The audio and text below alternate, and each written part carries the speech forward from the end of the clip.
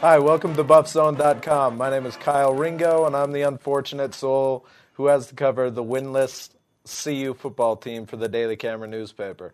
With me, as usual, is Neil Welk, veteran sports columnist for the Daily Camera. And I'm the unfortunate soul that has to work with the unfortunate soul to covering the CU winless football team. Although I've been through this before, Kyle. I've seen 0-5 starts. I've seen 0-6 starts.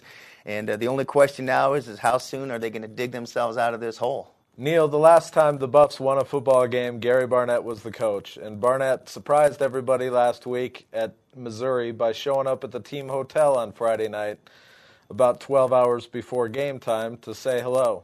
What do you think of that? I didn't think it was a good move at all by Barnett. I didn't like the idea that he shows up to take away the focus of the team and all those type of things.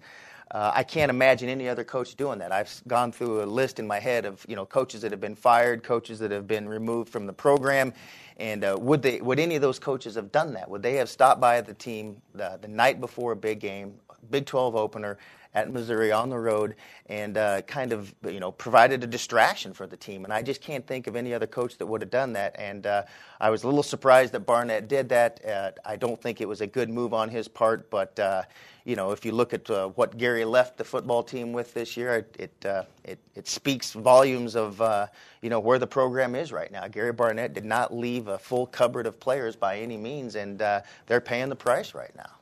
Yeah, we'll talk a little bit more about that in a minute. First, we should just clarify that Gary Barnett was in Missouri. He's a Missouri alum.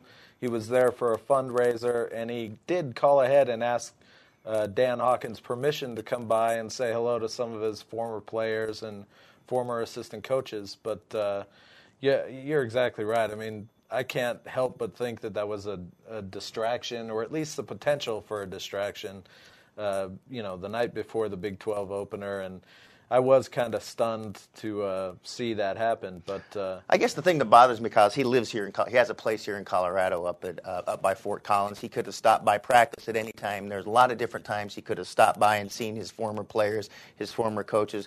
But to choose to do it the night before a game on the road, Big 12 opener, I thought was not a good move on his part, and it just seemed it was a little bit of Gary Barnett wanting to get a little, self-aggrandization to say, hey, I'm still Gary Barnett, and gee, don't you wish I was still the coach here? Neil, we don't use big words like that on Buffzone.com. Anyway, Dan Hawkins last week was talking after one of the practices about how on the depth chart, if you just look at the CU depth chart, you'll have a senior starter or whatever, but then the backup of that player often in a lot of positions across the depth chart is a freshman or a red shirt freshman, guys with not a lot of experience. And he was saying that, in his experience as a college football coach, that's not a bad or that is a bad setup. I mean, there's the potential for a huge drop-off in the level of play there.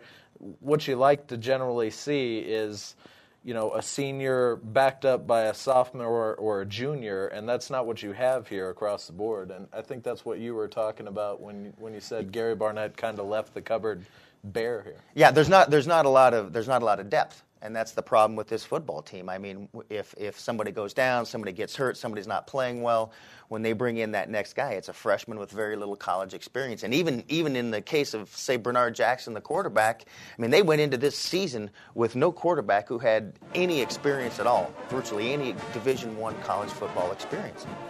Well, Neil, for once, we're in complete agreement. Come back next week, and we'll talk about the Baylor game.